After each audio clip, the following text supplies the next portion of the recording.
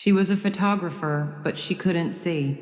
No shapes, no colors, no light, and yet her photos made people weep, pause, question everything they thought they understood about beauty and blindness. She didn't capture the world the way we see it, she captured it the way we miss it.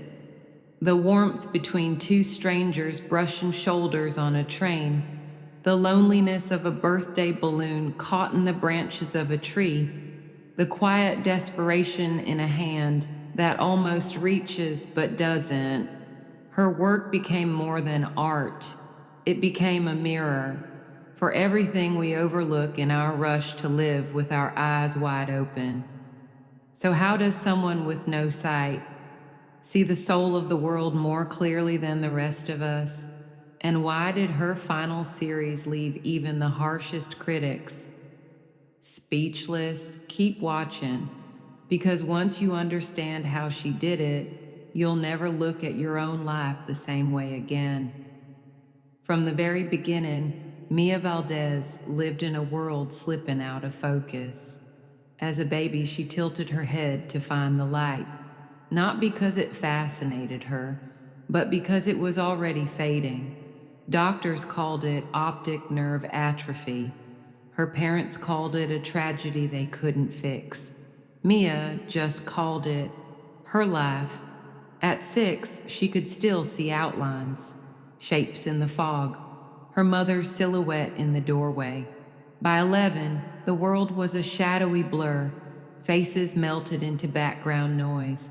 Sunsets disappeared before she knew how to describe them. And by 15, everything was gone.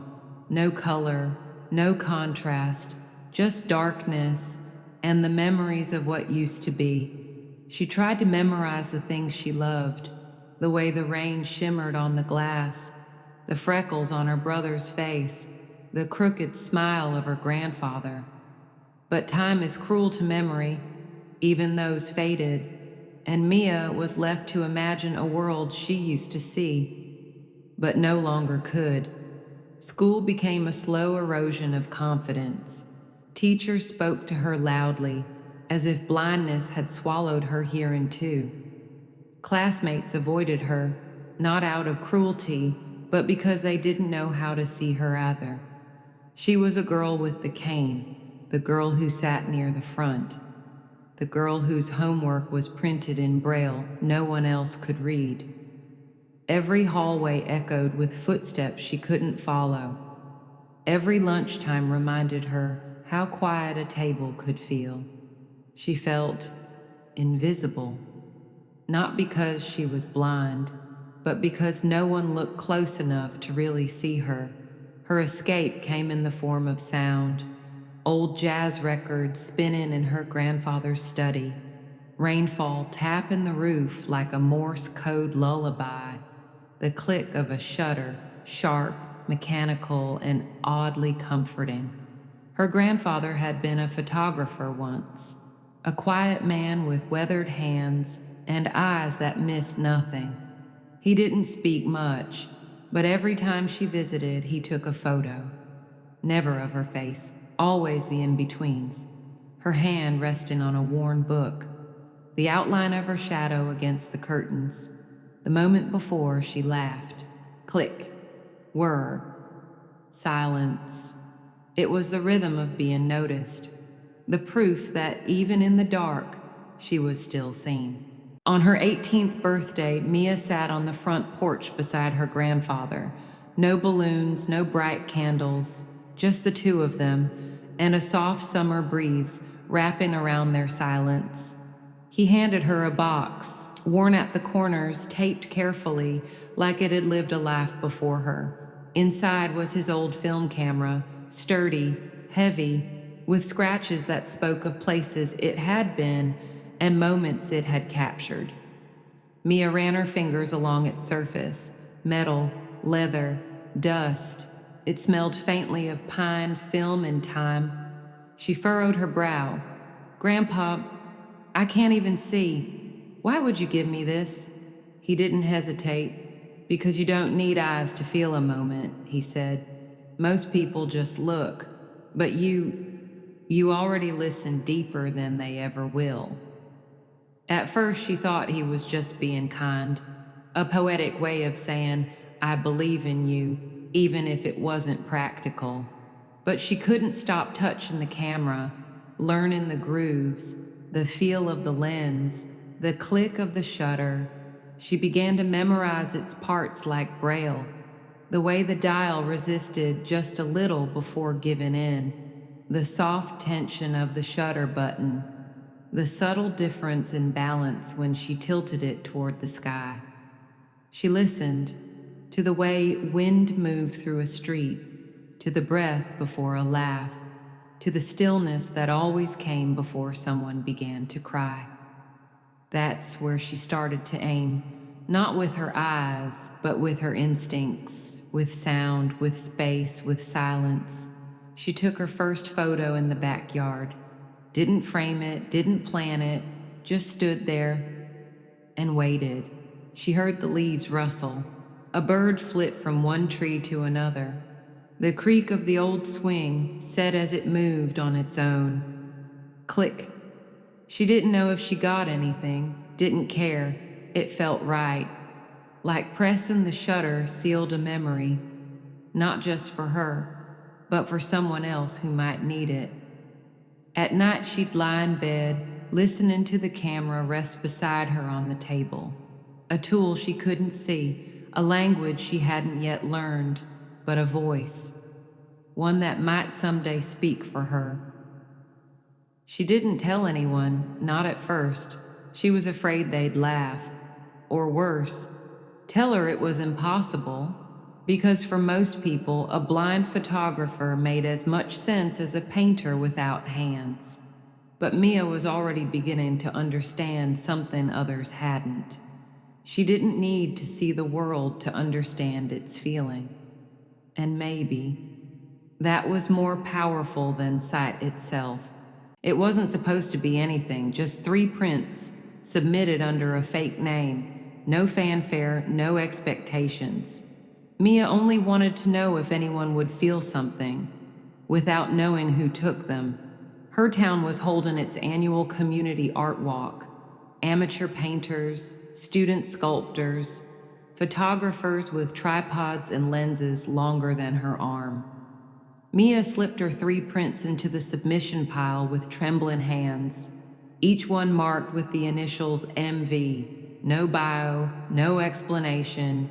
She didn't even attend the exhibit. She couldn't bear to hear people whisper, to watch them tilt their heads and move on. She stayed home, sitting by the window, wondering if her camera was a mistake. But the next morning, everything changed.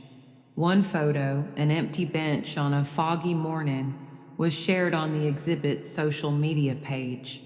At first glance, it seemed simple, too simple, but then people started commenting. Something about this feels sad. I don't know why, but this made me cry. It looks like someone just left, or maybe never showed up. There was no one in the frame, but somehow it didn't feel empty. It felt like a goodbye, like grief with a shadow.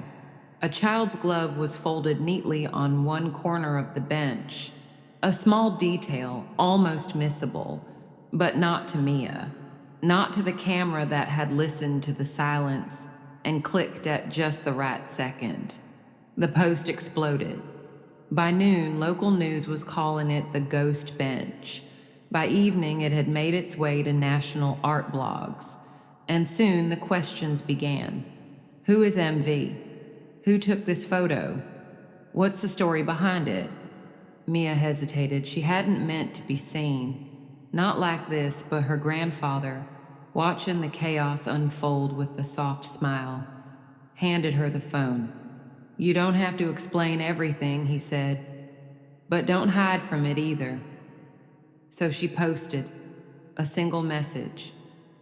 My name is Mia Valdez. I took the photo. I am blind. What followed was a storm, a wave of disbelief and awe. People called her a fraud, claimed it was a stunt, said there was no way someone without sight could create something so precise. But others, they leaned in, they listened, they understood. Because Mia wasn't taking pictures of objects, she was capturing the space between them, the weight of absence, the tension of silence. She wasn't documenting the world, she was documenting what it felt like to be in it. That photo, the one with the glove on the bench, was printed in magazines, shared in classrooms, studied in art schools. But Mia never framed it. She said it didn't belong to her anymore. It belonged to the people who saw themselves in it, the people who were finally seen because of it. After her photo went viral, interview requests poured in, podcasts, galleries, a magazine even called her the blind visionary. But behind all the headlines, Mia stayed grounded in the one place that made sense to her process, her way of seeing, which had nothing to do with eyes. She didn't walk around with a camera slung around her neck like other photographers. She carried it gently in her hands, feeling its balance, tuning her breath to its weight. Before she ever pressed the shutter, she listened hard, to the squeak of worn shoes on tile, to the hitch in someone's breath before they spoke, to the quiet hush of a moment that was waiting to happen. She didn't frame shots in rectangles, she framed them in feelings. And she wasn't alone. Her closest collaborator was Deshawn, a college art student who had stumbled into her gallery by accident and never left. He became her sighted partner, but not to direct her. He was there to translate the world, not through color or shape, but through emotion. "This space feels like Sunday morning," he'd say. "Still, unhurried, dust dancing in the light." Or, "The air in this room, it's like waiting for someone to come back, but knowing they won't." She trained her ear to what others ignored, the hum of a vending machine in a hospital waiting room, the uneven rhythm of footsteps filled with worry, the way a child whispers, "Don't go," even after the door has closed. She used echolocation, tap in her cane or snap in her fingers, to map out the space in front of her. She could feel when a hallway widened, sense when someone entered the room, even if they said nothing. She once said, "I may not know what color your eyes are, but I can feel when they're filled with tears." Her fingers became her focus. They read temperature off walls. They traced the curve of a coffee mug and imagined the hand that left it there. She would often reach out slowly, never to touch a person, but to feel the air around them. "The body carries stories," she said, "and the air remembers them." She used modified tech, cameras with raised buttons, audible settings, tactile indicators. She built a library in her mind, of shutter speeds that sounded different, of lens movements she could feel like a pulse. And slowly, the world began to unfold itself to her, not in light, but in layers, textures, tension, stillness. She didn't chase moments. She waited for them, trusted her gut, let the story come to her. Because to Mia, photography was never about capturing an image. It was about honoring a presence.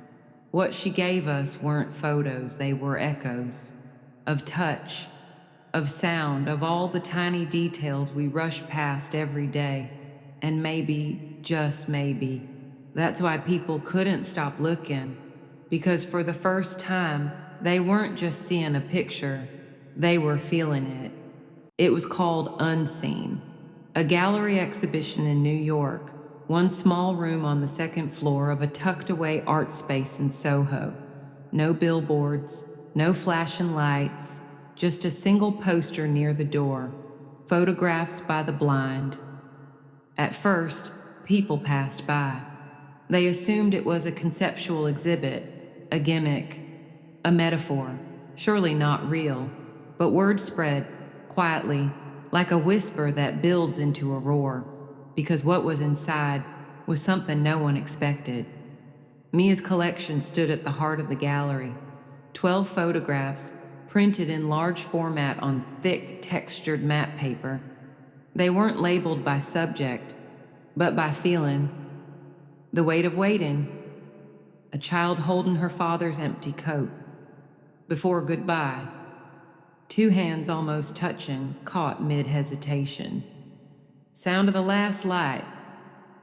A woman's shadow stretched across a living room floor, her face turned toward a window she's about to close. Each piece had no plaque, just a small audio device below it. Visitors pressed a button, and Mia's voice would describe the moment, but not in terms of what was seen. She spoke of what was felt, the chill in the air, the silence between words, the scent of coffee that no one drank. People came expecting novelty. They left in tears. One woman whispered, "I've been sighted my whole life, and I've never seen like this." A man in a tailored suit stood frozen in front of a photo for nearly 15 minutes. When asked what he was thinking, he simply said, "My mother died last year, and somehow, she's in this frame." Mia didn't attend the first day. She waited, stayed home, listened to the reactions through the voices of others. But on the second night, she came, quietly, leaning on her cane with Deshawn by her side. No one recognized her at first until she stood in front of one of her own pieces and whispered, "I remember the wind that day." Critics tried to categorize her. Was this emotional journalism, conceptual abstraction, sensory storytelling? But none of those boxes fit, because Mia hadn't redefined photography. She'd reclaimed it. She reminded people that vision isn't limited to sight, that perception is layered, and that feelings, when captured honestly, can become more vivid than any photograph. One critic wrote, "These images challenge the supremacy of the visual. They speak to something deeper, a universal hum we all recognize, but rarely stop to hear." Another headline read, "The blind woman who sees more clearly than the rest of us." From that moment on, Mia's name was no longer a mystery. She was invited to universities, art festivals, even a TED stage, but she never let the spotlight blind her from her purpose. She always returned to one simple question, one she asked herself before every photo: what does this moment feel like? Because for Mia, the point wasn't to show us what we'd missed. It was to teach us how to notice again. The world was celebrating Mia Valdez, articles, talk shows, influencers posting her work with captions like, "This woman is proof that nothing is impossible." But behind every spotlight, there is always a shadow, because the same world that applauded her still didn't fully believe in her. She was invited to exhibit in Paris, but the curator insisted she bring a sighted assistant to make sure the framing was okay. A brand asked to feature her in an ad about empowerment, but when she requested payment equal to the other photographers, they ghosted her. At conferences, she was introduced with phrases like, "Despite her disability, she overcame so much," as if blindness was the only story worth telling. Mia didn't mind being inspiring, but she didn't want to be used as a symbol, because while the world called her brave, they were still afraid to give her the same seat at the table. There were days she couldn't pick up the camera, weeks when she didn't leave her apartment. The doubts crept in, not about her ability, but about the world's willingness to see her as more than a headline. Was her work really being respected, or just romanticized, the very tool that had once made her feel powerful, now sat untouched on her desk, silent, waiting. She told Deshaun one night, "I feel like I was never meant to be seen, only displayed." And he, without judgment, simply asked, "Then who are you creating for now?" She didn't have an answer, not then. Until one morning, an envelope arrived. No return address, just her name written in a child's uneven scrawl. Inside was a photo. Blurry, poorly lit, clearly taken on a disposable camera, but it showed a little girl holding a white cane, smiling toward the sound of someone's voice. Beneath it, a note. "My name is Emily. I'm 9, I'm blind. I saw your picture of the bench. I asked my mom for a camera. She said yes." Mia cried for the first time in months, not from sadness, but from recognition. Because in that moment, she realized something. She didn't need everyone to understand her work. She only needed it to reach someone, and it had. One little girl with a cane and a camera, ready to change the world just like she did. After Emily's letter, Mia no longer questioned whether her work mattered. But something had changed. She no longer felt the need to be seen. Now she wanted to help others see themselves. And so she shifted from artist to mentor to catalyst. She began hosting small workshops, not in museums or galleries, but in community centers, libraries, rehab clinics. She called them listening labs, because that's where it all started, not with light, but with attention. She'd gather a circle of 6, sometimes 7 people, some blind since birth, others recently injured, still mourning their sight. One woman hadn't spoken aloud in weeks. The first instruction Mia gave them: "Don't touch the camera yet." She'd sit in the middle and say, "Close your eyes," if they're not already closed. "Now, tell me what you feel in this room, not physically, emotionally. What is this space trying to say?" At first there was silence, then hesitation, then truth. "I feel like someone's nervous. The air feels heavy, like waiting." There's hope in the way someone just shifted their chair, and that's when she'd hand them the camera. "Now, aim toward the feeling. Don't worry about what it looks like. Capture the presence of it." The results were astounding, not because the photos were perfect, but because they were honest. One young man captured the sound of laughter in a photo of steam rising from 2 coffee mugs. A teenager documented her panic attack by photographing her reflection in a cracked elevator mirror. Timed with the moment her breath slowed again, and a little girl, quiet as snowfall, took a photo of her grandfather's hand resting on her shoulder. She titled it, "This Means I'm Safe." Mia was no longer just a photographer. She was the blueprint, the permission, the proof that creation didn't belong to the privileged, the fully abled, or the traditionally skilled. It belonged to anyone willing to feel deeply and translate that feeling into something someone else could recognize. Soon her listening lab spread. She taught at veteran centers, at schools for the blind, at shelters for women starting over, people who once felt invisible. Now held a camera in their hands, and for the first time, they framed themselves into the story. One student said, "I used to think my disability meant my story didn't matter. Now I'm the one telling it."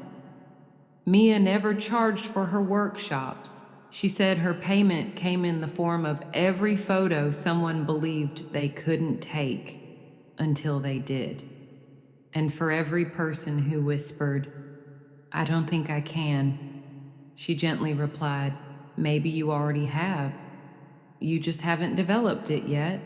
It began without announcement, no press release, no exhibition opening, just a quiet post from Mia's account. A new series for the things we step over, for the moments we never frame, for what we miss. She called it What We Miss. 12 black and white photographs, no captions, no descriptions, just feeling. The first was a photo of a stairwell, dimly lit, worn, and just out of focus. On the fourth step, a child's toy truck, abandoned, tipped on its side. Viewers stared. Some felt nostalgia, others, grief. Why was it there? Who dropped it? And why hadn't anyone picked it up? It asked a question without ever saying a word. Another photo showed an elderly woman's coat still hanging on the back of a chair in a room full of moving boxes. You couldn't see her face, but her absence filled the frame. One piece, titled Only by a Number 9, was just a cracked sidewalk split down the middle with a wilted flower caught in the seam. People walked past these things every day, but Mia didn't, because she felt them, because she knew what it meant to be unseen. She said in an interview, "This series isn't about blindness, it's about distraction. We've all gone blind in different ways, to each other, to ourselves, to the quiet ache hiding in ordinary places. What we miss wasn't about capturing beauty. It was about exposing neglect. Neglect of stillness, neglect of feeling, neglect of noticing. It was her gentlest rebellion, a plea to slow down, to pay attention, to stop measuring value by what's visible and start honoring what's felt. Critics called it her most haunting work and her most honest, because there was no one in the photos, no faces, no smiles, just echoes, emotional fingerprints left behind. People didn't just look at these images, they recognized them, not because they'd seen the exact scene, but because they'd missed it once. And now they couldn't stop thinking about what else they'd failed to notice. The series toured globally, but Mia never traveled with it. She said, "Let the work go where I can't. Let it open the eyes I'll never have. Let it make someone pause, even just once. That's enough." And it did. One gallery reported visitors staying an hour at a time. Others brought someone they loved, not to explain the photos, but to stand silently in front of them together. Because what we miss wasn't a mirror, it was a window to the places inside us that had been waiting to be seen. Mia Valdez never saw the world the way most people did, but maybe that was her greatest gift. She taught us that you don't need eyes to notice beauty, you don't need sight to recognize pain, and you don't need permission to tell your story. She reminded us that some moments, the quiet ones, the in-between ones, the nearly invisible ones, are often the ones that carry the most truth. And maybe what we call vision isn't about seeing at all. It's about presence, curiosity, compassion, and the courage to look closer, even when the world rushes past. So take a moment, right now, pause the scroll, put the phone down, listen, feel the air in the room, notice something small, still, and real. That's what Mia would have photographed. That's what we usually miss. If her story moved you, don't let it stop here, let it echo. Share this video with someone who sees you. Subscribe for more stories that feel like truth, even when they begin in silence. And tell us below, what have you been missing lately that you're ready to see again?